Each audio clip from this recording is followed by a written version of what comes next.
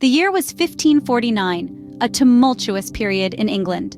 The death of King Henry VIII had flung the nation into a whirlpool of chaos, lingering conflict feeling its effects. The court was a hotbed of intrigue, with power struggles and political maneuverings becoming the order of the day. Amidst this uncertainty, a man named Matthew Shardlake, a loyal servant of the crown, found himself neck-deep in a sinister mystery that tested his loyalty and convictions, setting the stage for a thrilling journey into the heart of Tudor England. The shocking murder of Edith Boleyn, a relative so distant that the connection deceived most, jolted Norfolk. Amid the chaos, Matthew Shardlake, a man of integrity and wit, stepped onto the scene. His task? To unravel the tangled threads of this chilling mystery. Assisting him in this daunting endeavor was the loyal Nicholas Overton.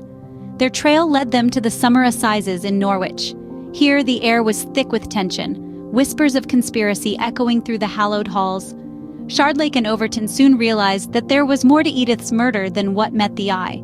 A sinister plot was afoot, reaching far beyond the walls of the court.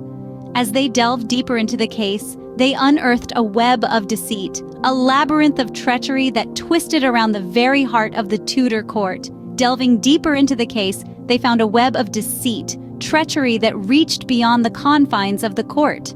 Then there was Robert Kett's rebellion. Thousands of peasants were standing against the landlords, adding further complexity to Shardlake's investigation. The echoes of discontent were spreading far and wide, reaching the very heart of the nation. The rebellion was more than a mere uprising. It was a roar of the oppressed, a call for justice that echoed through the corridors of power. Shardlake, in his pursuit of truth, found himself caught between two worlds. He was bound by duty to the crown, a loyal servant of the court, yet he shared a deep-seated empathy for the common people, for their plight and their struggle. The situation was a proverbial quagmire, a labyrinth of loyalties and allegiances that threatened to pull him in different directions. As the rebellion grew in strength, so did Shardlake's dilemma. He was a man torn between duty and empathy, between the crown and the people. Aligned to the crown, yet sharing an allegiance to the people, Shardlake found himself in a gentleman's dilemma. A revelation hits them hard all over again. Edith's death was only the iceberg's tip, with the real motives hidden beneath layers of lies and treachery.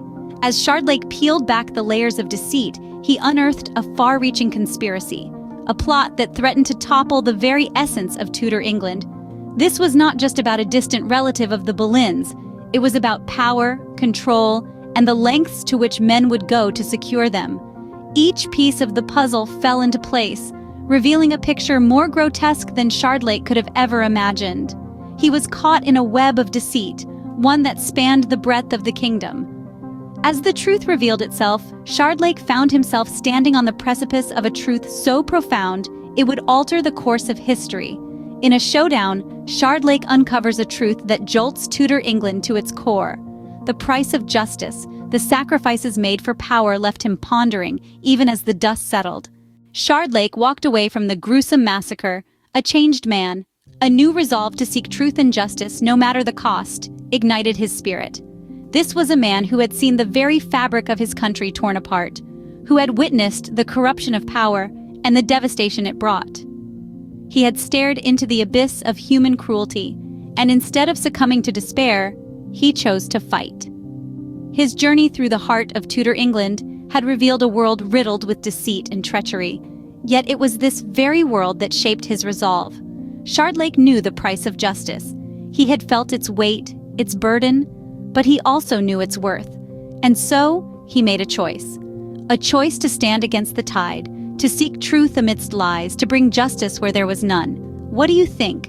Was Shardlake a hero fighting for justice, or was he merely a pawn in the hands of the Tudor court? Share your thoughts in the comments below.